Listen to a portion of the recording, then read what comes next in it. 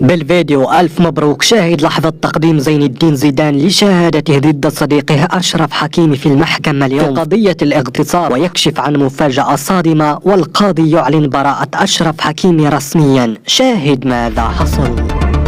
ولكن إذا كنت مسلم وتتفق بأن أشرف حكيمي بريء فيرجى الإعجاب بهذا الفيديو وتعترف منكم بالصلاة على رسولنا الكريم. تمت اليوم أولى جلسات محاكمة نجم كرة القدم المغربي أشرف حكيمي، وذلك بعد اتهامه باغتصاب شابة فرنسية تبلغ من العمر 24 عاما، الأمر الذي هز العالم وأثار تضامن كبير من طرف نجوم عالميين، ومن بينهم زين الدين زيدان الذي كان حاضر اليوم أثناء محاكمة هذا النجم المغربي، وأدلى تصريحات للقاضي وقال: يا سيد القاضي، هذا الشاب المغربي الذي أمامك هو شاب خلوق وملتزم، ولقد كبر على يدي وقضينا أيام طويلة مع بعض، فهو لا يمكن أن يغتصب أحد، وهو متزوج ولديه أطفال، وهذه مؤامرة كبيرة ضد هذا النجم الشاب الذي خطف الأضواء مؤخرا وأصبح مصدر تركيز بالنسبة لأعداء النجاح والذين يحاولون تدمير مستقبل هذا الشاب. وأنا أؤكد لكم يا سيادة القاضي أن هذه الشابة كاذبة، وأطالب بحضور طبيب على الفور هنا من أجل فحص هذه الشابة